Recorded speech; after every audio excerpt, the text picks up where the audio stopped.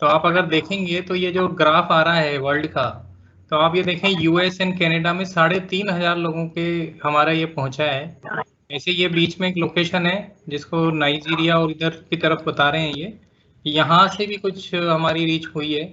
और पूरे इंडिया में तो बहुत ज़्यादा ही है 3,500 के। तो इस तरह से अलग अलग लोकेशन में हम लोग गए हैं और बहुत अच्छा एक तरह से रिजल्ट मिला है हम लोगों को। तो आप सब लोग से यही है कि ये जो हैशटैग है हमने वैसे मैसेजेस में भेजा है, इस हैशटैग को ट्विटर पे जितना आप कर सकें उतना जाके आप ट्वीट एंड रिट्वीट करिए।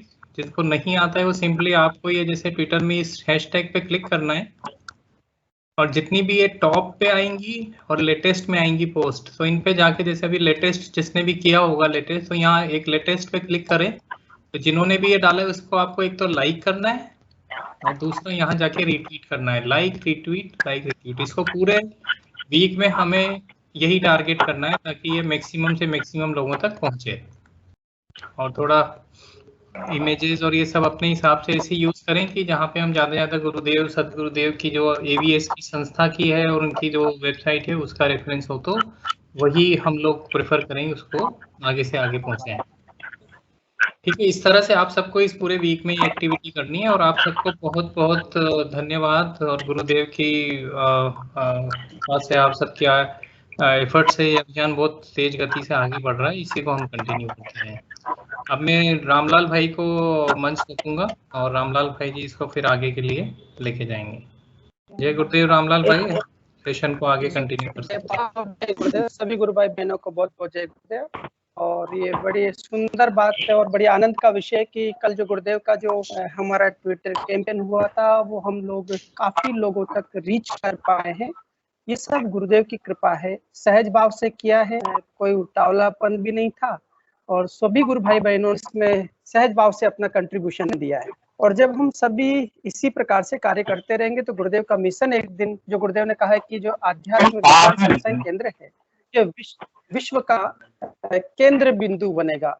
और मैं इस डिस्क्लेमर के साथ में सेशन की शुरुआत करता हूँ कि जो संपूर्ण कार्यक्रम यहाँ चलवाया जा रहा है, गुरुदेव के कृपा से कार्य चल रहा है, इसमें हमारा किसी का कोई भी हेतु नहीं है, पूर्णतया निःशुल्क है।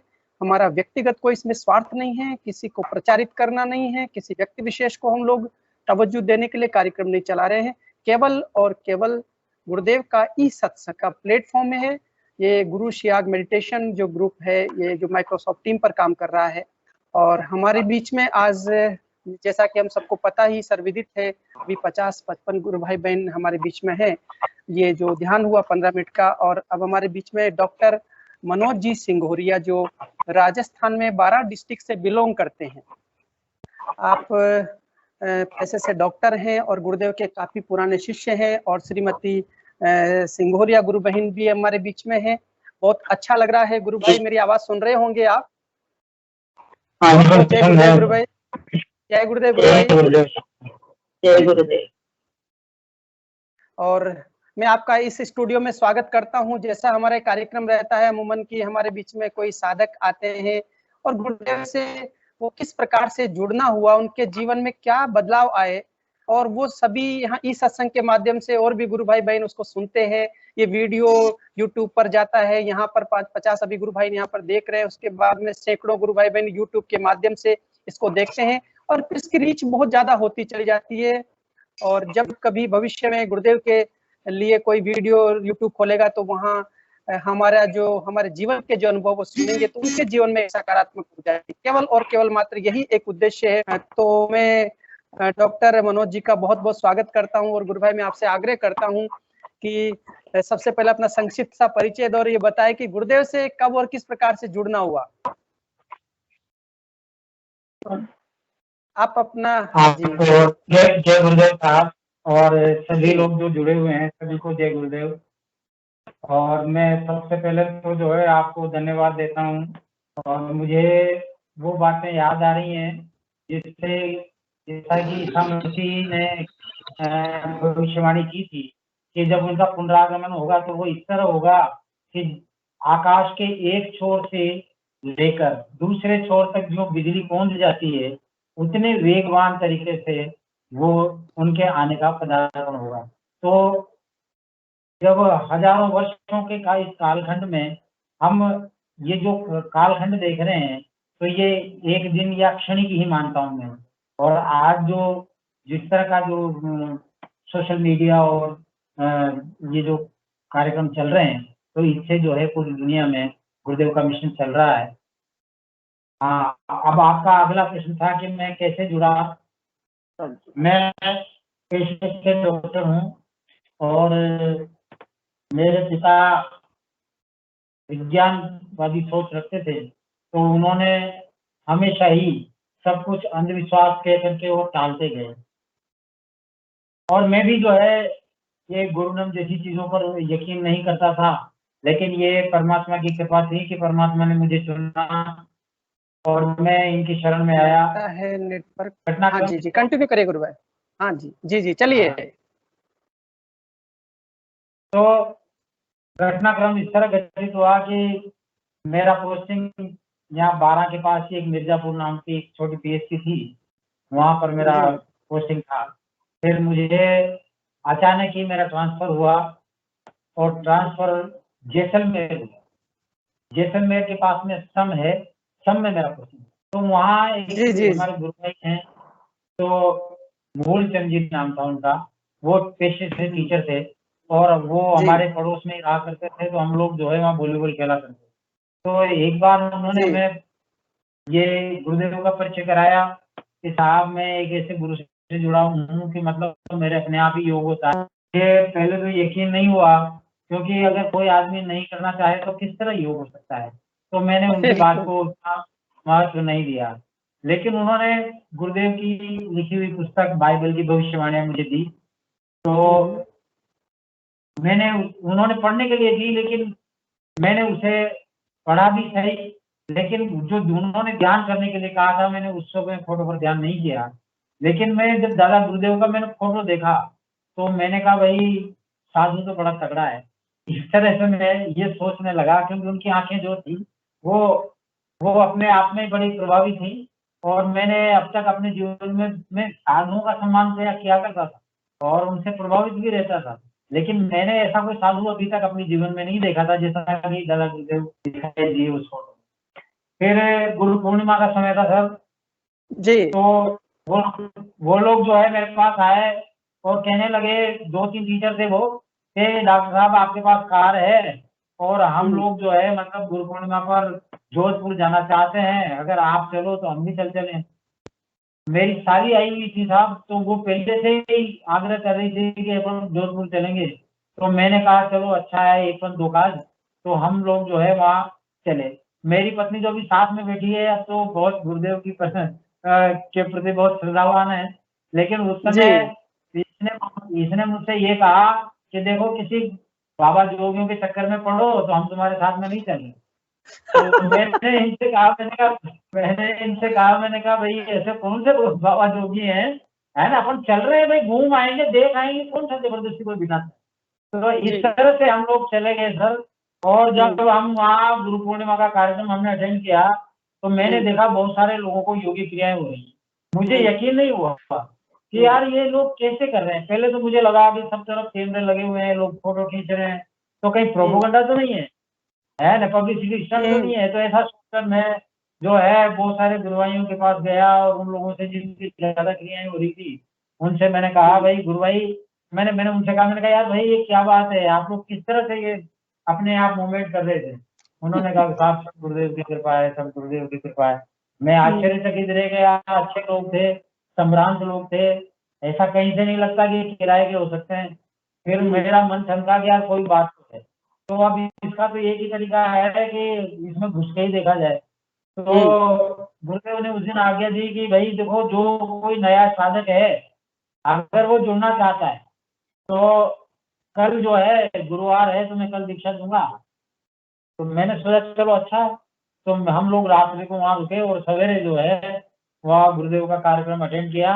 तो गुरुदेव का कार्यक्रम अटेंड किया तो उस समय जो है मैंने जब मैं उसके पहले गायत्री मंत्र से ध्यान किया करता था, लेकिन जो उस मंत्र से मैंने जब ध्यान किया पहली बार, तो मेरे को एक नशा सा छा गया, मैं आनंद में भरने लगा और वो जो चारों तरफ चिल्लाने की और विभिन्न प्रकार की जो आवाजें आ रही थी, अब मैंने उस ओर ध्यान नहीं दिया क्योंकि मुझे बड़ा आनंद आ रहा था।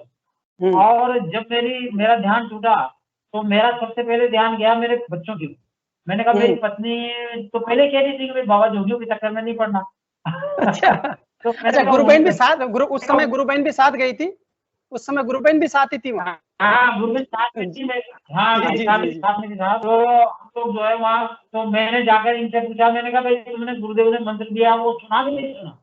तो इन्होंने कहा कि भाई हिमानी रो रही थी, यानी वो बच्ची की छोटी गोद में थी उस समय, तो कि वो रो रही थी, मैं तो सुन नहीं पाई और हम लोग दूर बैठे थे। तो उसके बाद में जो हमारे साथ में दूसरे जो टीचर्स आए थे वो दीक्षा लेने के लिए, उन लोगों से बातचीत की, उन्होंने भी कहा कि भाई हम भी नहीं सुन पाए। तो पहले तो हमने जो है वहाँ पर जो लोग गुरु भाई जो गुरुदेव के शिष्य थे तो उनसे कहा, मैंने कहा यार हम तो मंत्र नहीं सुन पाए। तो उन्होंने कहा कोई बात नहीं कि आप फोटो से ध्यान करो, गुरुदेव से तो उन्होंने तो कह दिया। मैंने सोचा, मैंने कहा यार ऐसा नहीं हो सकता, अपन इतना दूर आए हैं तो मंत्र तो सुनेंगे, ये इनको सुनवाएंगे। तो हम लोग जो है गुरुदेव के पास गए, हमने कहा भाई गुरुदेव ये बच्चे दूर थे और ये सुन नहीं पाए। तो गुरुदेव ने मुस्कुरा के कहा कि भाई बेटा कोई बात नहीं है, मंत्र ये है और जाप करना, जाओ। तो मैंने उस दिन ये महसूस किया सर कि मैं जैसे कोई आनंद में उड़ रहा हूँ, बहुत हल्का महसूस कर रहा था। और मैं ही नहीं, मेरे साथ में जिन जिन लोगों ने उस दिन दीक्षा ली, सब लोगों का रंग परिवर्तन हो गया, सब लोग चमकने लगे सबके चेहरे। और हम लोग जो है उस दिन वहां से घूमते घामते जब जैसलमेर पहुंचे तो डाकघर में रुके, वहां से सम 45 किलोमीटर और था, तब वहीं रुक गए। वहां दूसरे दिन सवेरे उठ करके जब मेरे गुरु भाई दूसरे साथियों ने ध्यान करना शुरू किया तो उनको योगी क्रियाएं हुई और एक दो नीचे गिर गए। तो मैंने सोचा चलो अपन अभी यहाँ नहीं करेंगे, है ना, अपन घर चल के करेंगे। तो मैंने जो है घर जाकर के साथ ध्यान किया, तो मुझे बहुत अधिक मूवमेंट हुए और मैं पूरा पसीने पसीने हो गया। मेरे बाद में मेरा बच्चा जो उस समय चौथी क्लास में पढ़ता था, तो वो बच्चा गया, तो बच्चा भी बहुत देर तक अंदर नहीं आया, तो अंदर से नहीं निकला। तो मैंने खिड़की में से देखा तो उसके भी योगी क्रियाएं चल रही थी। बाद में मेरी साली गई अंदर तो उसको भी योगी क्रियाएं हो रही थी। तो मैंने सोचा भाई ये कोई केवल एक के ऊपर नहीं, ये तो सबके ऊपर काम कर रहा है। और एक चीज और हुई कि उस दिन के बाद से जो है मतलब, हाँ उस दिन क्या हुआ था सर, जब हम लोग वहां से आने लगे तो मेरी साली बोली कि जिया जी अपन जो है ना गुरुदेव की फोटो ले सकते हैं। तो मैंने कहा यार फोटो क्यों ले चले, ये तो ये व्यक्ति पूजा हो गई। अरे भाई जो भी है वो में, तो अपन फोटो वोटो तो क्या करेंगे ले चलते, मैंने ये कहा। लेकिन वो उसने कहा कि नहीं ले चले, तो हमने 2 फोटो ले ली था। और उसको लेकर के हम जब आए वहां पर, तो मेरी साली देख वो निकाल रही थी और उसी में तस्वीर निकली और मैं उस समय कांच में कंघी कर रहा था। तो जो ही गुरुदेव का प्रतिबिंब कांच में पड़ा तो मेरे जो है पूरे शरीर में करंट दौड़ गया और मैं जड़वत खड़ा रह गया। मतलब मैं जैसे कुछ क्षण के लिए भूल जाता है आदमी, इस तरह की स्थिति हुई। तो मतलब जिस फोटो को मैं एक व्यक्ति पूजा कह रहा था, तो उस फोटो ने अपना परिचय इस तरह पहली बार मुझे दिया था। उसके बाद स्थिति ये हुई कि मैं पहले कमरे में पेशेंट देखा करता था, जब मैं कोई दवा या इंजेक्शन लेने के लिए अंदर आता और गुरुदेव का फोटो वहां पर दिख जाता तो वही योगी क्रियाएं शुरू होती और मैं भूल जाता कि यार ये मैं क्या लेने आया था। फिर मैंने कहा यार फोटो तो उस कमरे में रखो भाई, है ना। तो अब स्थिति ये हुई, मुझे इतना आनंद आ रहा था उस समय कि मैं किसी से बात नहीं करना चाहता था, मैं अखबार नहीं पढ़ना चाहता था, कोई किताब नहीं पढ़ना चाहता था, क्योंकि मैं जो ही मतलब कोई भी एक दूसरी एक्टिविटी करूंगा तो मेरा जो वो आनंद है वो टूटता था और मेरे को वो आनंद जो है सहन नहीं होता था। तो मैं जो है वहां पर मेरे पेशेंट आने लगे तो अब उनको बाहर निकालने का तरीका तो यही था कि मैं उनसे कोई बात पूछूं, लेकिन मैं पूछना नहीं चाहता था। तो मैं देख लेता था बच्चे की जुकाम है, हाथ को छू के देख लेता था बुखार है और जा करके वो जैसा कि वो लोग इंजेक्शन में राजी होते थे तो इंजेक्शन लगाए करके और मैं आ जाता। तो इस तरह बहुत लंबे समय तक ये रहा और मैं जो पहले गुरु को नहीं मानता था, यहाँ तक कि मैं ये मानता था कि करना मुझे बजना मुझे, ये गुरु है कौन बीच में। तो मेरे ऊपर मतलब की ऐसी कृपा हुई कि मुझे रात दिन गुरु के सिवा कुछ नहीं चाहिए। है ना। रात में भी जो है गुरुदेव गुरुदेव, और सवेरे उठो तो गुरुदेव गुरुदेव, नींद खुले तो गुरुदेव गुरुदेव। मतलब अब तो स्थिति ये हो गई कि मतलब जैसे मैं गुरुमय हो गया। तो इस तरह से हमारा जीवन गुजरने लगा साहब। कुछ ऐसी घटनाएं घटी जिंदगी में कि जब ज्यो ज्यो भी हमने गुरुदेव को पुकारा, गुरुदेव तुरंत जो है, जैसे मतलब माता पिता देर से सुनते हैं, हमारे पास का पड़ोसी देर से सुनता है, हमारा मित्र देर से सुनेगा, हमारी पत्नी भी देर से सुनेगी, लेकिन गुरुदेव को तो यहाँ हृदय में एक क्षण जो है हमारे मुंह से निकल जाए गुरुदेव ये क्या, तो गुरुदेव की तुरंत मदद आती थी। तो ऐसे बहुत सारे किस्से हैं, बात बहुत लंबी हो जाएगी, इसलिए मैं उन्हें नहीं। आप गुरु भाई कंटिन्यू करते रहिए, ये सेशन पूरा आपके लिए, बोलते रहिए। आपको गुरुदेव के बारे में जितना बोलना है, गुरु बहन को भी बोलना है, आपको भी बोलना है, सबको बोलते रहिए। गुरुदेव का आनंद लीजिए, बस जो आनंद आ रहा है ना प्रेम में, उस आनंद को उमड़ने दीजिए बस। ठीक है साहब। तो एक घटना बता रहा हूँ साहब मैं आपको जी। मतलब मैं वहां से मेरे गांव आया। तो मेरे गांव में जो है वहां पर गांव के बच्चों ने क्रिकेट, मैं उस समय क्रिकेट खेलता था, तो गांव के बच्चों ने एक मैच रख लिया और 12 के तलाव पाड़ा। वहाँ क्या है, तलाव पाड़ा में मुसलमान देते हैं, तो अच्छे खासे वो खिलाड़ी थे, तो उनकी टीम को बुला दिया खेलने के लिए। अब वो लोग हमारे गाँव में आते हैं। अब हुआ ये था कि वो जो है बैटिंग करने लगे, तो बिना उन्होंने नॉट आउट 45 रन बना लिए। अच्छा। और वो तो हाँ, वो बड़े धड़ल्ले से चौके छक्के लगाए। अच्छा। अब हुआ क्या, उन लोगों ने मुझे बोल दी कि भाई डॉक्टर साहब आप बोल दो। तो मैं बोल करने लगा, तो एक आध बोल करने के बाद फिर मैंने सोचा यार गुरु का स्मरण करके बोल डाला। तो मैंने गुरुदेव का स्मरण करके बोल डाली, तो वो खिलाड़ी आउट हो गया। आउट। तो सर एक ओवर में मैंने 3 बार गुरुदेव का स्मरण किया, 3 खिलाड़ी आउट हो गए। अब जब एक ओवर में 3 खिलाड़ी आउट हो गए, तो मुझे लगा कि यार ये मेरा सामर्थ्य है या गुरुदेव का, इसका पता कैसे भाई। ये मैं गुरुदेव का स्मरण करता हूँ, सामने वाला आउट हो जाता है, ये केवल संयोग है या मेरी बॉल बहुत अच्छी जा रही है। तो मैंने सर उसमें ये मतलब अगले ओवर में मैंने ये प्रयास किया कि मैं जो है गुरुदेव का तो स्मरण करता हूँ, लेकिन बॉल नहीं डालूंगा मैं ढंग से, ऐसा मैंने मन में विचार किया। और मैंने जो है वो इस तरह डाली कि बॉल विकेटों से दूर जा रही थी, है ना। और मतलब मैंने अब कैसे कोई आउट हो, जब मैंने बॉल विकेट में नहीं डाली तो आउट कैसे हो गया।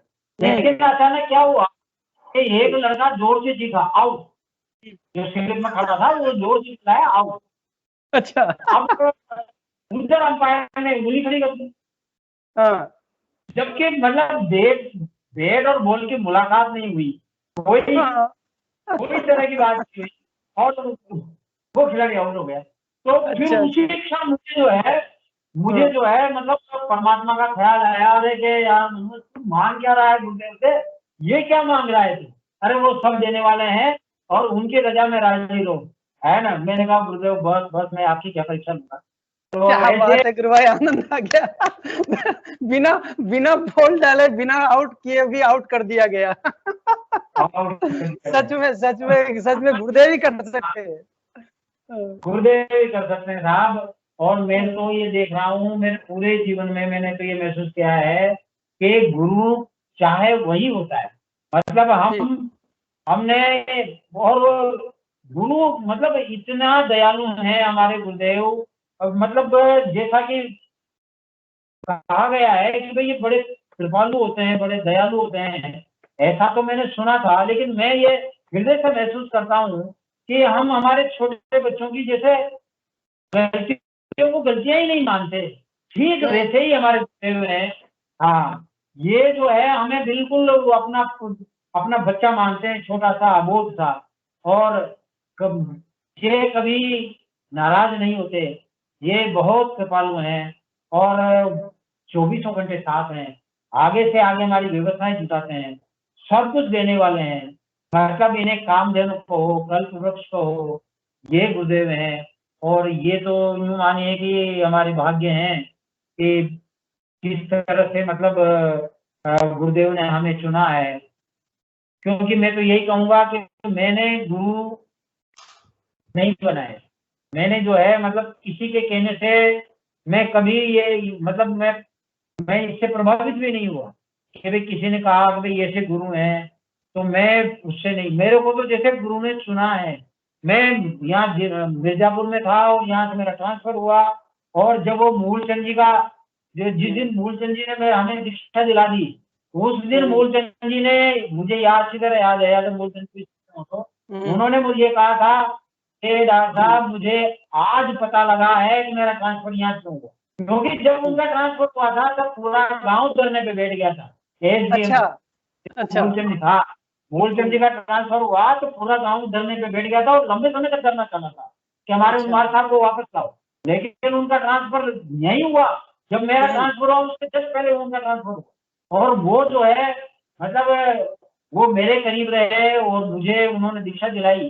तो मैं ये मानता हूँ कि परमात्मा की सारी व्यवस्था पहले से ही थी, है ना, परमात्मा ने मुझे चुना है। हाँ, गुरुदेव भी कहते हैं गुरु भाई जी कि पूर्व सब कार्य पूर्व निर्धारित है, आपको नहीं पता, है ना। सब प्री डिसाइडेड है। और गुरु भाई एक वो आप चूंकि आप पेशे से एक डॉक्टर हैं, और कोई ऐसा अनुभव आया जी पेशेंट्स को आपने गुरुदेव का ध्यान नाम लेकर के पेशेंट्स का ट्रीटमेंट किया और उसमें बहुत जल्दी रिकवरी हुई हो, तो ऐसा कोई अनुभव आया हो जीवन में पेशेंट के साथ ट्रीटमेंट करते हुए गुरुदेव की आराधना में, तो वो भी सुनाइए।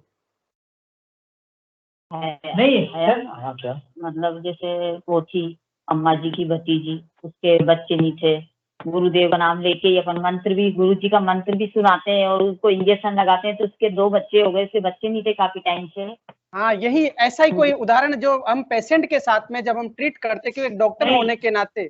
जी नहीं, मेरी बात सुनिए आप कि मैं जहाँ तक कोशिश होती है मेरी, क्योंकि मैं तो जो है मैं तो परमात्मा का रोज मेरा क्रम है, मैं रोज ध्यान करता हूँ और मेरा ये यकीन भी है कि मतलब परमात्मा मतलब ये गुरुदेव ही परमात्मा है, परमात्मा ही गुरुदेव है। तो ये हमेशा मेरे साथ हैं और मैं कभी किसी चीज की जिद नहीं करता गुरुदेव से। जी गुरुदेव से ये नहीं कहता कि गुरुदेव आप ये करिए, है ना। चाहे वो तो कभी कभी सिर पर ही आन पड़े और मुझे पुकारना ही पड़ जाए, वो एक अलग चीज है। बाकी मेरा यकीन ये है कि गुरुदेव तो 24 घंटे साथ हैं। मैं जितना नहीं जानता मेरे बारे में वो उससे ज्यादा जानते हैं और मेरी आवश्यकताओं को तो सब चीजों को जानते हैं। तो मैंने मतलब मैं ये कह रहा हूँ कि परमात्मा भाई मुझे जो है परमात्मा ने एक ऐसा मन का भाव दिया है कि मैं प्रैक्टिस तो करता नहीं कि भाई मुझे किसी से पैसा लेना है। तो मैं तो जो है मतलब जिसको भी करता हूँ, अगर मैं तो मानता हूँ कि जैसे गुरुदेव ही मेरे अंदर विराज गए हैं, है ना। मतलब कभी कभी तो मैं ये मानता हूँ कि कोई आदमी आता है और वो ठीक होता है तो मैं ये मानता हूँ कि वो परमात्मा ही तो उसे लाए हैं, परमात्मा ही उसे ठीक करने वाले हैं। मैं तो एक निमित्त मात्र हूँ जो सारी गुरुदेव मुझे श्रेय दिलवा रहे हैं। जी अपने जी गुरु भाई जी, अपने चौथमल जी गुरु भाई हैं, वो एक कोटा से कोई कुछ पूछना चाह रहे हैं। चौथमल जी गुरु भाई आप पूछिए अपना माइक अनम्यूट करके। सबसे पहले तो चौथमल जी गुरु भाई का भी धन्यवाद करूंगा कि आज उन्होंने मुझे आपके नंबर दिया, गुरु भाई ने कहा कि उनसे बात करिए और आज आएंगे सेशन में, तो बहुत अच्छी बात है कि जी चौथमल जी गुरु भाई जय गुरुदेव। हाँ जय गुरुदेव साहब, जय गुरुदेव। अरे जय गुरुदेव साहब, जय गुरुदेव। अरे चौथमल जी बहुत बहुत धन्यवाद आपको यार, है ना, आपने जो है मुझे इस कार्यक्रम में जोड़ दिया। प्रभु की प्रेरणा है साहब, ये तो जो इस तरह से हुआ है। और ये कैमरा ऑन नहीं हो पा रहा है, कोई बात नहीं। मेरी आवाज आ रही है आपको? हाँ गुरु भाई आ रही बोलिए। हाँ मैं ये कहना चाह रहा था, कि आपने मिर्जापुर रहते हुए मिर्जापुर में जब आपका पोस्टिंग था तो अपने साथ बहुत सारे जो है और भी कार्मिक आपके साथ जुड़े हुए थे और आपने गुरुदेव की सेवा में बहुत सारे कार्य किए। प्रचार के दौरान बहुत सारे आपके अनुभव रहे हैं। मैं चाहूंगा कि प्रचार के दौरान जो भी आपके अनुभव रहे हैं वो भी थोड़ा शेयर करें, क्योंकि आपने देखा आपके प्रचार में बहुत ज्यादा सहयोग रहा है। गुरुदेव जब आते थे 2008 से लेके 12 तक 11, 12, 13 तक जब गुरुदेव आए तो आपने बहुत कुछ सहयोग किया है, हमने ऐसा देखा है। तो मैं चाहूंगा कि आप सेवा के समय, गुरुदेव की सेवा में जो अनुभव रहे वो भी थोड़ा शेयर करें। तो सेवा के द्वारा जो हमें गुरुदेव आशीर्वाद देते हैं वो भी हमें थोड़ा सा अनुग्रहित होता है। तो आप थोड़ा सा वो भी अनुभव सुनाए। बिल्कुल गुरु जैसे भाई। मतलब मेरे मन में तो ये भाव था कि जिस समय में जुड़ा था उस समय बहुत कम लोग गुरुदेव के शिष्य हुआ करते थे, बहुत कम लोग थे जो गुरुदेव के बारे में जानते।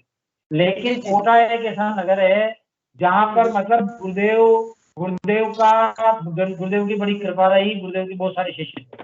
तो क्योंकि गुरुदेव के चमत्कारों को मैं तो हर पल महसूस करता था, लेकिन मैं किससे बयान करूँ, किससे शेयर करूँ, कोई मैं जानता नहीं था लोगों को। तो उस समय जब भी कोटा में कोई कार्यक्रम होता था और कोटा की सड़कों को मैं जब रंगे हुए देखता था और यहाँ तक कि उस प्रचार को देखता था मैं, जो प्रचार मतलब चारों ओर हो रहा था और उसमें कितना पैसा खर्च होता था, कितना श्रम होता था और जो गुरु भाई थे वो कितने डेडिकेटेड थे।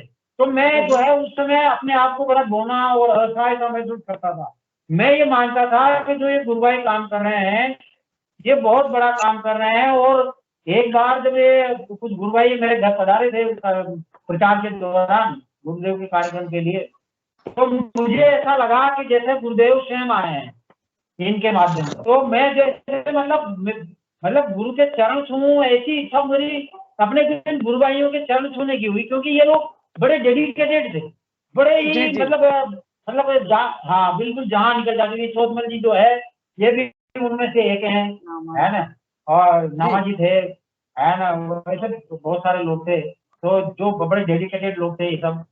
और मैं हृदय से मतलब जब भी इन लोगों को देखता था तो मैं गदगद हो जाता था, क्योंकि ये बहुत काम कर रहे थे गुरुदेव का। अब मैं तो जो है मतलब जो अपने लेवल पर छोटा मोटा, जैसे वो एक गिलहरी का सहयोग हुआ करता था ग्राम सेतु बनाने में, ऐसा ही मैं मानता हूँ कि भाई मैं लोगों से बोलता जरूर था कि भाई गुरु से जुड़ो, गुरु से जुड़ो। लेकिन मैंने देखा कि वो तो परमात्मा की कसौटी अलग ही है, मेरे कहने से कोई नहीं जुड़ता, वो तो परमात्मा जिसको स्वीकार कर लेते हैं बस वही जुड़ता है।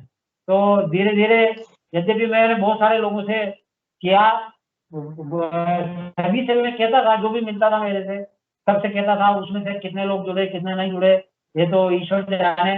लेकिन इतना जरूर है कि परमात्मा ने मुझे खूब दिया, मैं जो है खूब आनंद में रहता था।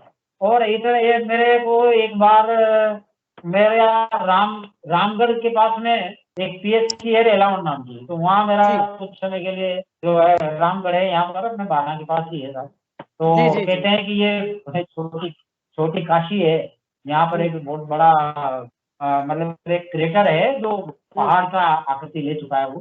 तो वहाँ पर कहते हैं कि कभी जमाने में 750 जाल में बरसती थी यहाँ पर। और ये पहाड़ है, ये पोला है और इसके अंदर जो है साधु और योगी लोग जो है अभी भी विराजे हुए हैं, लेकिन वो दिखते नहीं है। तो उस क्षेत्र में मैं जो है मेरा उस समय के लिए जो है मेरा वहाँ पर मुझे मेरा पोस्टिंग हुआ। तो उस समय में जो है वहाँ, अच्छा उस समय एक वो घटना घटी साहब, मैं और उन घटनाओं का भी जिक्र करूँ कि मैं जैसलमेर में था, वहीं से मैं शुरुआत कर रहा हूँ। तो जैसलमेर में था तो उसी समय जो है मुझे किसी बात को लेकर कलेक्टर ने सस्पेंड कर दिया। अच्छा, हाँ, वो कलेक्टर जो है मतलब मैं तो मानता हूँ कि कलेक्टर ने सस्पेंड नहीं किया, वो दरअसल गुरुदेव का ही मतलब एक तरीका, मतलब गुरुदेव ने मतलब सस्पेंड कर दिया। और कारण मुझे आज भी पता नहीं लगा मुझे सस्पेंड क्यों किया। तो मैं कलेक्टर से लड़ झगड़ करके और मैं वहां से दिल्ली मेरे छोटे भाई के पास चला गया। लेकिन 10-15 दिन भी नहीं गुजरे होंगे, जैसे कि दिन गुजरे होंगे कि वहां से मेरे पास में सीमेंटो का फोन आता है कि भाई आप आ जाओ और ज्वाइन कर लो। तो मैंने ज्वाइन किया। लेकिन अब की बार में जो है वो जो पहले जैसलमेर में सब में मेरा पोस्टिंग था, वहां से मेरा पोस्टिंग बदल कर वो खुड़ी कर दिया गया। खुड़ी, अच्छा, खुड़ी है वहां पर, वो जसवंत सिंह मामा जी का गाँव है। हाँ, तो अब वहाँ क्या है कि कोई कार्यक्रम चल रहा था सरकारी, उसमें सरकार ने गाड़ी दी थी और मुझे प्रतिदिन जो है इधर से उधर गाँव उड़ाने में जाना पड़ता था। तो इस बीच में जो है मैं मतलब जो नाथ संप्रदाय के या कोई अन्य के स्थान मिलते थे तो मैं वहां जाने लगा। मुझे न जाने क्यों, मतलब जबकि पहले कभी मेरा रुझान नहीं था, लेकिन जब गुरुदेव से जुड़ा तो मुझे इनके प्रति भी श्रद्धा होने लगी। तो इसके बीच में मैं जो है एक म्याजरा नाम की जगह था वहां पर, जो ख्याला में बड़ा प्रसिद्ध मठ है वहां पर। तो एक काम घूम से काम से वहां जा पहुंचे। अब वहां जाकर पहुंचे था तो वहां मतलब पहली मंजिल पर बहुत सारी एक बड़े बहुत सारी समाधियां थी। तो मैं जो ही अंदर गया तो अंदर जाते ही मुझे बहुत जोर की योगी क्रियाएं हुई और योगी क्रियाएं हुई और मैं जोर से सीखा उस समय। तब मुझे ये ख्याल आया कि यार मैं अपने स्टाफ के साथ हूँ, बहुत मेरे साथ में नर्स हैं, कंपाउंडर हैं, दूसरे लोग हैं, है ना, तो ये क्या हुआ। मैंने कहा ये तो बड़ी विचित्र सी घटना घटी। तो मैं वहां से बाहर आया और मैं ये सोच पड़ गया कि ऐसा क्यों। तो फिर मैं वहाँ बाहर जो कोई परिचालक थे उनसे कहा, मैंने कहा यार भाई ये यहाँ ऐसा क्यों हुआ, ये क्या बात है यहाँ पर के साथ यहाँ पर जीवित समाधियां हैं नाथों की। अच्छा। तो फिर मैं दोबारा हिम्मत करके गया था मैंने, और ये सोच करके इस बार ऐसा कुछ होना नहीं चाहिए। लेकिन जब मैं दोबारा फिर गया तो फिर मुझे बहुत तेज योगी क्रियाएं हुई, वो वही बहुत तेज मूवमेंट हुए और जैसे मुझे मोड़ करके, और एक समाधि थी उस समाधि के मतलब में या जड़ में मेरा सिर जाके टिक गया। अच्छा। तो हाँ, मैं मन ही मन सोचने लगा यार ये क्या हुआ और ऐसा क्यों हुआ, ये मेरे को समझ में नहीं आया। फिर मैं वहां से आ गया, लेकिन उसके बाद मैंने ये देखा कि जैसे कोई एक मीटर फिट हो गया मेरे अंदर। मीटर का मतलब वो आएगा कि किस स्थान पर कैसी चेतना, मतलब मुझे जो है ये पता लगने लगा कि भाई यहाँ पर कोई सिद्ध पुरुष सूक्ष्म रूप से विराजमान है शायद, तभी वो योगी क्रियाएं मुझे अब मुझे नहीं मालूम अब आपकी गणित के अनुसार या आप जिस सोच के अनुसार, या तो कभी जो है बैठे या फिर आप मुझे बताएं कि ये सब क्या हुआ, ये मेरे ही मन का भाव था या कैसे होता था, लेकिन मेरे साथ ऐसा होने लगा। अब जी में भी जो है कुछ स्थान थे जहाँ पर मेरे साथ ये सब हुआ। वहाँ जब मैं वहाँ गया तो वहां पर भी मुझे तो अच्छा लग गया कि जहाँ पे ये प्राचीन स्थान होते हैं वहां जाता, क्योंकि मुझे बड़ा आनंद आता था वहां पर। योगी क्रियाएं भले ही हो, लेकिन वो उसमें तो होती कुछ तो कुछ हम लेके जाते, बड़ा आनंद आता। तो मैं जो है वहां पर जो है मतलब एक छोटी जाग नाम की जगह थी, ये गिरिपुरी वासियों का प्राचीन स्थान था। तो छोटी जाग और बड़ी जाग के नाम से कहलाते थे, नदी के किनारे थी वो, पहाड़ की तलट थी। तो मैं जब वहां पहुंचा तो मुझे वहां भी योगी क्रियाएं मिली। अब एक दिन क्या हुआ था कि मैं मतलब जब भी उधर जाता तो वो छोटी जाग पर जरूर जाता। तो एक दिन क्या हुआ था कि मतलब मैं जो ही वहां पहुंचा तो मुझे मेरा स्वरूप दिखाई दिया। क्या बात है, बहुत सुंदर है, बहुत सुंदर है, बहुत सुंदर दिव्य अनुभूति है। तो वो स्वरूप ऐसा था साहब कि मतलब मूर्तिवत, मतलब जिसके ऊपर कोई भाव नहीं है कोई विशेष, लेकिन चमक ऐसी, ऐसा स्वस्थ शरीर और उसमें चमक, लाल रंग का मेरा मतलब चेहरा दिखाई दिया मुझे। और वो कुछ क्षण ही मैं उसको देख पाया, लेकिन उसके बाद जैसे कोई आदमी समाधि में चला जाता है वैसे मैं वो आनंद में चला गया। और जैसे मैं मतलब मेरा राम मतलब उधर रेलावन में जो ट्रांसफर हुआ है, मैं भेजा गया था 2 महीने के लिए आया था, और जैसे कि मेरा कार्य परमात्मा ने मुझे जैसे इस कार्य के लिए भेजा कि मैं कोई ऐसा अनुभव करता हूँ। तो वो जो अनुभव है, लोग कहते हैं आत्म साक्षात्कार है, कोई क्या कहे कोई क्या कहे, पर ये तो बड़ी बड़ी चीजें थी। पर मैं ये देखता हूँ कि ये कुछ है जो, क्योंकि मुझे मेरा शरीर दिखाई दिया। और अच्छा एक वो थी, उस शरीर मेरे चेहरे में जो है दादा गुरुदेव के चेहरे के सामने था, मतलब वो जो मुझे दिखाई दिया उसमें जैसे मतलब दादा गुरुदेव का चेहरा मेरे को अपने चेहरे में दिखाई दे रहा, मतलब ऐसा मुझे दिखाई दिया। हाँ, और एक और बात थी जो एक पहेली के रूप में है मेरे साथ में, मैंने जब दीक्षा ली थी तब मुझे, जब मैं बैठता था तो मुझे विवेकानंद बहुत नजर आते, जबकि विवेकानंद से मेरा कोई किसी तरह की कोई श्रद्धा वगैरह पहले से नहीं थी कि मैं मतलब भाई हाँ मानते थे कि भाई लोग जैसे दयानंद सरस्वती हैं, विवेकानंद जैसे कुछ समाज सुधार हैं, लेकिन जब मैंने दीक्षा ली उसके बाद में ध्यान में बैठता था तो ये बहुत नजर आते थे। वो क्यों नजर आते थे? ध्यान में बैठते ही वो नजर आते थे, भगवा कपड़ों में, है ना। तो ये कुछ बातें हैं, यदि भी आज भी मेरे लिए पहेलियां हैं, इनके उत्तर मेरे पास नहीं है। ये सब क्यों हुआ, कैसे हुआ? यही तो इस आध्यात्म की बड़ा अनोखा वो दर्शन है कि इसमें सब कुछ होने के बाद भी शिष्य शिष्य ही बना रहता है। उसको गुरुदेव वो जानते हैं कि उसको क्या करवाना है, कितना अनुभव करवाना है। सब कुछ अनुभव करवाने के बाद भी ऐसा रखते कि कुछ नहीं है, तू मेरा ही बच्चा है, वे गुरु का ही शिष्य है बस। तो वो गुरु है जो जानता है कि शिष्य के लिए क्या उपयुक्त है और क्या उसको दिखाना है, क्या समझाना है। समय आने पर वो सब प्रकृति के रहस्य प्रकट हो जाते हैं। तो गुरुदेव ने कहा कि जब आप ध्यान करेंगे तो प्रकृति के सारे रहस्य प्रकट होना शुरू हो जाएंगे। बहुत आनंद आ रहा गुरु भाई। और गुरु बहन आप भी अपनी अनुभूति शेयर करें, क्योंकि आपने गुरु भाई को कहा कि क्यों इनके बाबाओं के चक्कर में पड़ी हो, तो फिर बाद में आप बाबाओं के चक्कर से कैसे फंसी बताओ। मैं पहले इनकी संगी फंस गई तो गुरुदेव के साथ तो फंसना ही था भाई। अगर इनसे मेरी शादी नहीं होती तो मेरे को गुरुदेव भी नहीं मिलते। चलो ये धन्य बात होगी कि गुरु भाई से शादी होने से गुरु बहन का जीवन भी बदल गया। और गुरु बहन जब आप सफल हो गया, सही बात जी सफल हो गया। और सच में जब आप जब गुरुदेव ये बाबाओं के बारे में बोलती थी और जब आपको ध्यान किया और आपको क्या अनुभूति हुई थी, जब फिर वो आपके हृदय में आया कि नहीं गुरु ये बाबा नहीं है तो सच में परमात्मा है, वो कौन सा पल था जो है? मतलब हाँ गुरु भाई, मैं मतलब जब ध्यान करती थी तो शुरुआत में मेरे जैसलमेर में मतलब एक बारी शीर्षासन हुआ था मेरा, सिर्फ योगी क्रियाएं मेरे बहुत कम होती थी, लेकिन मुझे अंदर ही अंदर मतलब गुरुदेव पता नहीं कहाँ से कहाँ पहुंचा देते थे ध्यान में।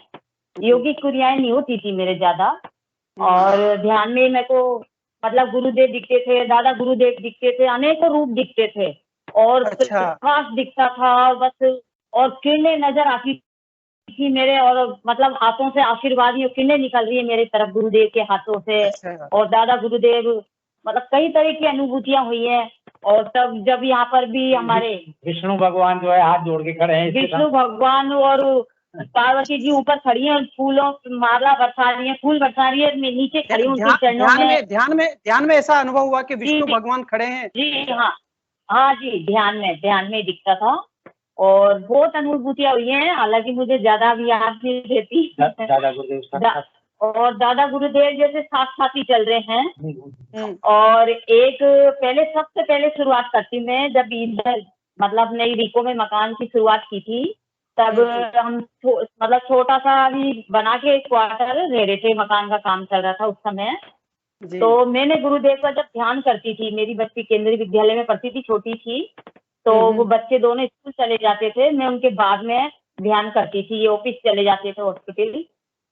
तो मैं गुरुदेव से यही मांगा था, मैंने कहा गुरुदेव हमने मकान का काम तो आपने इतनी बड़ी जगह दिला दी, इतना बड़ा काम खुलवा दिया, हम इतने बड़े आदमी नहीं है, लेकिन आपके हाथ में ही मेरे पति की और हमारी लाज है, आप लाज रखना, मतलब किसी के आगे हमको हाथ मत फैलाने देना, आप ही लाज रखना हमारी, बस मैं आपके आगे झोली फैला लूंगी पर किसी के आगे हाथ मत फैलाने देना।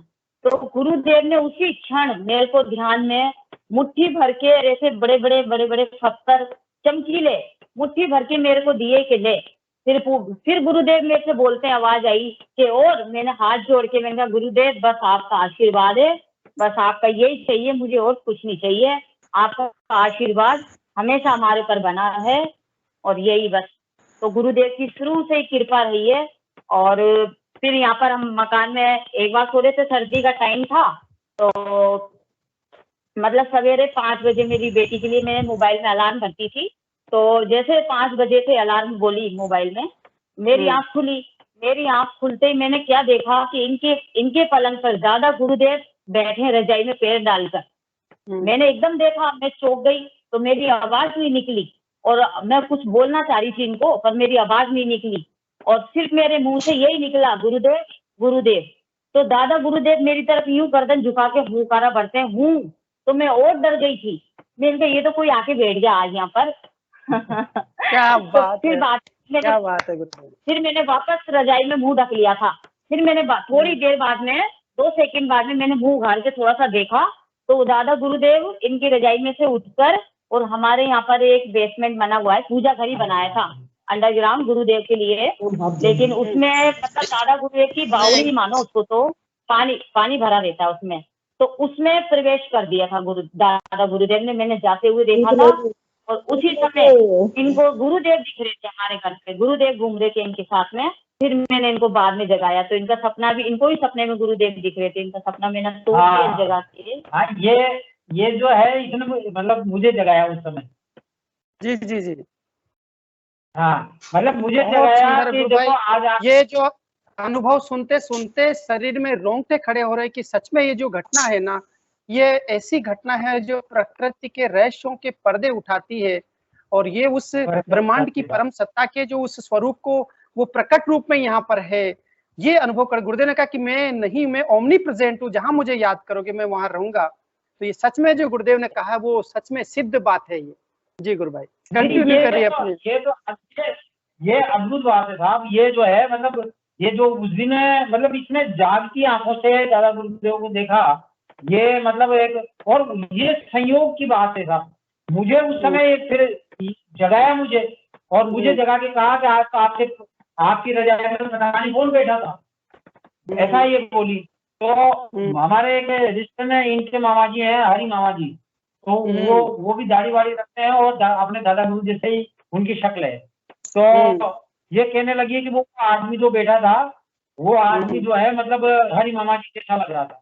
तो मेरा ध्यान गया, मैंने कहा वो तो दादा गुरु ही है ना। तो इन्होंने कहा हाँ वही थे। अब उस समय जब मेरे को जगाया तो मैं क्या देख रहा था साहब, मेरे को भी सपना आ रहा था, और मैं सपने में क्या देख रहा था।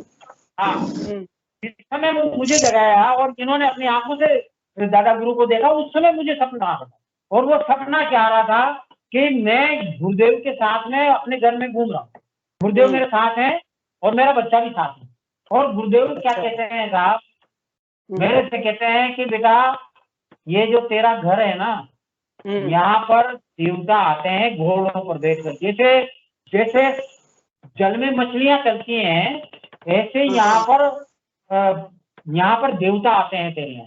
और तेरे यहाँ जो ये पेड़ पौधे हैं इनमें देवताओं का वास है ना। और मैं तेरे को ये एक और पंक्ति थी सर, जो उन्होंने मुझसे कहा कि मैं तुझे सब कुछ बताऊंगा।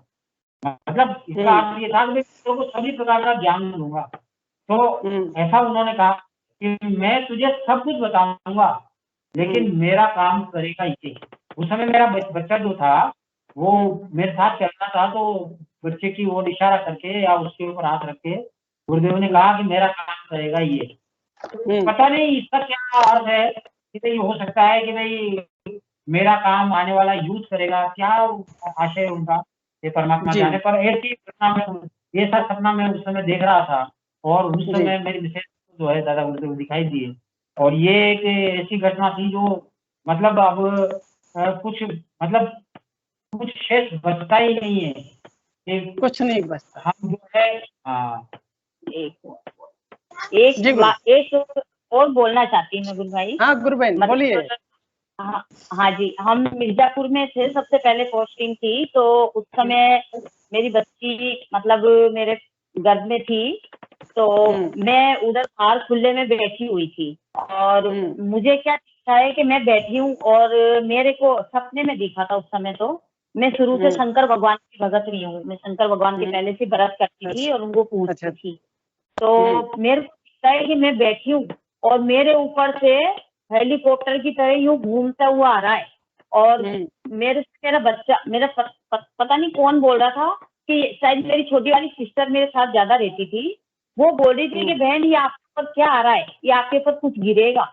मैंने कहा कुछ नहीं गिरेगा। फिर मैंने बाद में ऊपर से देखा तो कुछ नहीं था मेरे, मतलब मैं बैठी थी और मेरे बगल में मेरा छोटा बेटा बैठा था मेरे पास में, और वो जितना मेरे नजदीक आने लगे उड़ते उड़ते, तो पास में आके देखते हैं शंकर भगवान थे वो, और शंकर भगवान उड़ के आ रहे थे, और जिधर मैं बैठी थी मेरे तरफ चारों तरफ घूमकर और फिर वापस उड़ के चले गए ऊपर।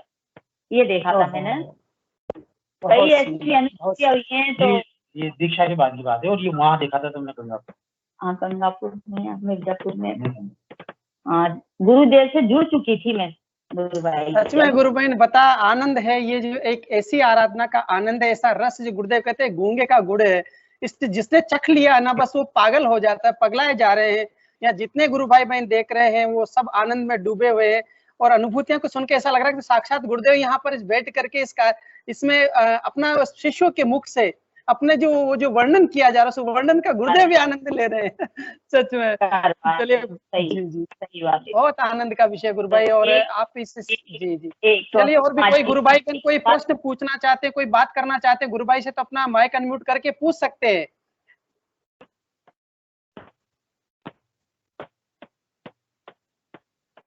यदि कोई गुरु भाई बहन यहाँ पर इस मंच के माध्यम से कोई विषय रखना चाहते हैं, कोई जिज्ञासा रखना चाहते हैं, पूछना। हाँ, श्वेता गुरु बहन, बहुत बहुत जय गुरुदेव। श्वेता गुरु बहन दिल्ली से जुड़ रही हैं, और वो आपसे गुरु भाई जी, मनोज जी गुरु भाई आपसे कुछ पूछ रही है। जय गुरुदेव गुरु बहन, बोलिए। जय गुरुदेव गुरु भाई। जी मेरा प्रश्न है, जय गुरुदेव। हाँ जी मेरा प्रश्न है कि जब आपने बताया कि मैं नाथ जी की समाधि पे गया था और मुझे अपना शरीर बाहर निकला हुआ दिखा था, तो मतलब सूक्ष्म शरीर आप जो कह रहे थे, तो वो आपको ध्यान की अवस्था में दिखा या आपका शरीर आपने अपनी आंखों से बाहर निकलते हुए देखा? बहन में ये कहना बड़ा मुश्किल है, लेकिन मैं वहाँ गया था और मुझे योगी क्रियाएं हुई, और उसी बीच में मुझे ऐसा दिखाई दिया, है ना, मतलब वो ध्यान ही कह सकते हैं अपन। हाँ, ध्यान की अवस्था में आपको दिखा? हाँ जी, क्योंकि ऐसा मेरे साथ भी एक बार हुआ था, मुझे भी दिखा था अपना सूक्ष्म शरीर, पर वो बिल्कुल काला था। वो मुझे मेरा था या किसी और का था, पर वो मेरी हाइट से 3 या 4 गुना बड़ा था, बहुत बड़ा था, और मैं बहुत ज्यादा घबरा गई थी उसको देख के। तो फिर किसी ने कुछ बोला, किसी ने, फिर बाद में मुझे समझ में आया कि आपके मन में जितनी भी नेगेटिविटी होती है वो एक शरीर का रूप लेके वो बाहर आ जाती है। वो मुझे अपनी खुली आंखों से दिखा था, इसलिए मैंने पूछा कि आपको भी दिखा है? मतलब मैं तो ये मानता हूँ बहन कि हम लोग या कोई दूसरा जो इसका उत्तर देता है वो बहुत कम जानते हैं ये ईश्वर के इन रहस्यों के बारे में। तो हम कोई टिप्पणी नहीं कर सकते कि भाई वो जो दिखाई देता था वो क्या है ना। वो जैसा कि किसी ने आपको बताया ना कि वो नेगेटिविटी है और वो उसने रूप ले लिया, तो ये जितने मुंह उतनी बात है, सत्य नहीं हो सकता। सत्य तो वो परमात्मा के सिवा कौन जाने वो क्या जी गुरु है। भाई, आपने बिल्कुल सही कहा है, क्योंकि गुरुदेव ही इस चीज को अच्छे से बताया करते थे, और गुरुदेव नहीं है तो बस हमें उनकी आराधना ही करनी है, हमें नाम जप करना है। जी, और श्वेता गुरु बहन में ये कह रहा था कि पता है जितनी अनुभूति अपने को होती है ना, गुरुदेव जैसे आज कोई अनुभूति करवाई, तो पता है एक जब समय आएगा ना, उस समय पर उस अनुभूति को हमारे जीवन में उसको बताएंगे कि देखो अनुभूति इसलिए तुम्हें करवाई गई थी। ऐसा भी अनुभव आता है बहुत सारे साधकों का। आज वो अनुभूति समझ में नहीं आती, लेकिन वो 10-20 दिन बाद, महीने भर बाद, 2-4 महीने बाद, साल 2 साल बाद, जब भी वो समय आता है, उस समय वो अनुभूति का निश्चित रूप से करेक्ट आता है कि जवाब आता है कि ये अनुभूति इसके लिए थी। तो निश्चित रूप से जो घटना हमारे जीवन में ध्यान के दौरान अनुभूति की घटती है, वो निश्चित रूप से कोई व्यर्थ नहीं है, बहुत दिव्य उसके कारण होते हैं। वो एक रहस्य होता है, एक प्रकृति का सीक्रेट होता है, जो सीक्रेट समय आने पर ही, जैसे महर्षि अरविंद के साथ में भी ऐसा हुआ कि उसके बचपन में घटना घटा करती थी, और श्री माँ के साथ में भी ऐसा होता था कि बचपन में वो फ्रांस के अंदर रहती थी और महर्षि अरविंद को देखा करती थी पेड़ पर बांसुरी बजाते हुए, और जब उसे आमने सामने, उसको समझ में नहीं आता था, जीवन भर समझ नहीं आया, लेकिन वो जब औरविले आश्रम पांडिचेरी में आई और पहली बार जब महर्षि अरविंद को देखा तो चिल्ला उठी थी और बोलती है कि तुम्हें तो मैं बचपन में बांसुरी बजाते हुए देखती रहती थी, तुम तो वही हो। तो तब समझ में आया कि ओ, ये चेतना कैसे काम करती है। जी, चौथमल जी गुरु भाई भी अपना जी हाथ उठा रहे हैं। गुरु भाई, चौथमल जी गुरु भाई जी, जय गुरुदेव गुरु भाई। जय गुरुदेव। जैसा कि अभी एक संदर्भ आया है कि कुछ समय बाद अपने को जो दृश्य दिखते हैं और वो बाद में समझ में आते हैं, इसी से हाँ। जोड़ते हुए मैं कहूंगा कि जैसे शुरुआत में जब मैं गुरुदेव ने से दीक्षा नहीं ली थी, उससे पूर्व लगभग 3-4 महीने पहले से मुझे ऐसा लगता था, मुझे ऐसे सपने आते थे और एक बार नहीं कई बार आते थे, और फिर सोचता हाँ। था कि ये सपना ही है। सपने में भी सोचता था काश ये सपना ही हो केवल। मैं कई बार मतलब ऐसा होता था कि जैसे शक्तिमान की तरह दोनों हाथों को नीचे करके और ऊपर उड़ जाता था और आसमान में उड़ता, हाँ। समुद्र के ऊपर उड़ रहा हूँ, वहां बहुत सारे घोंगे और बहुत सारे समुद्री जीव दिखते थे। और कई बार इस तरह के सपने आते थे कि मैं किसी नगर के ऊपर उड़ रहा हूँ, पेड़ पे उड़ जाता हूँ, लोग मुझे देख रहे हैं, बच्चे मेरे पीछे दौड़ रहे हैं, इस तरह की होती थी। और मैं घर पे भी सुनाता था कि मुझे ऐसे सपने आते हैं। और उसके लगभग 3-4 महीने बाद गुरुदेव से जुड़ना हुआ, दीक्षा हुई, और अनायास ही दीक्षा हुई, मानो कहीं जाने का ऐसा नहीं था, लेकिन अनायास ही दीक्षा भी मिली। और फिर मुझे समझ में आया कि ये उड़ान क्या थी, और ये उड़ान अब अपन महसूस कर रहे हैं। तो मैं यही कहूंगा कि वास्तव में बहुत दिन बाद समझ में आती है ये चीजें, हमें केवल दृष्टा भाव से देखना है और आगे बढ़ते रहना है, ज्यादा बुद्धि का प्रयास नहीं लगाए तो ज्यादा अच्छा लगा मुझे। तो मैं तो यही महसूस सर गौर साहब, मैं एक बात और कहूंगा कि आप और हम जो है ना, गुरुदेव से इस जीवन में जब जुड़े हैं तो कोई घटनाक्रम घटा है, लेकिन मुझे ऐसा लगता है कि ये गुरुदेव तो हमारे जन्म के साथ था, ये मतलब हमारा जन्म हुआ था तब से ही था। ये वो एक अलग बात है कि भौतिक जगत में हमारी मुलाकात अब हो रही है, लेकिन मुझे ऐसा लगता है कि ये पहले से ही। हाँ, वो तो सही बात है गुरु भाई, बिल्कुल सही है, बिल्कुल सही कह रहे हैं। और पता है ये जो जितने यहाँ साधक बैठे हैं ना, इनकी चेतना मिली हुई यहाँ बैठे, कहीं न कहीं किसी न किसी जन्म का यहाँ पर नाता था। गुरुदेव कहते हैं कि आपको नहीं पता और बस मुझे पता है। आपको नहीं पता कि आप जन्म से पूर्ण, इसका मतलब हम सभी जन्मों से कहीं न कहीं गुरुदेव हर जन्म में, हर युग में, उस सत्ता के आने के साथ में सभी उसके जो शिष्य थे उसके साथ में थे। फिर वो समय आ गया कि सबको जोड़ लिया गया।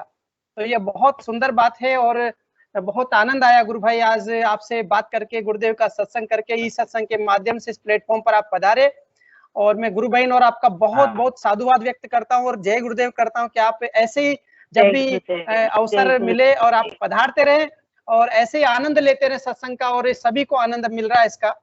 तो अभी सेशन को हम गुरुदेव के चरणों में समर्पित करते हैं। मनोज जी गुरु भाई का और गुरु बहन का बहुत बहुत मैं धन्यवाद व्यक्त करूंगा कि आपने हमारा निवेदन स्वीकार किया और आप इस मंच पर पधारे। बहुत अच्छा लग रहा है सच में। हमारे पुराने साधकों को हम देखते हैं और उनकी अनुभूतियों को देखते हैं तो ऐसा लगता है कि सच में जो कल की अवतार है वास्तव में वो कल की अवतार ही है, और शिष्यों के साथ कैसे वो आनंद से अपनी अनुभूतियां गुरु शिष्यों को करवाते हैं, उनका जीवन सुंदर बनाते हैं। चलिए, आपका बहुत बहुत जय गुरुदेव करता हूँ। हिंगू गुरु भाई जी से मैं निवेदन करता हूँ कि इस सेशन को गुरुदेव के चरणों में समर्पित करें। जय गुरुदेव सभी को। गुरुदेव की सभी में सिद्ध हो, जगत व्यापी हो और जगत के कल्याण के लिए हो। जय गुरुदेव सभी को, बहुत बहुत जय गुरुदेव।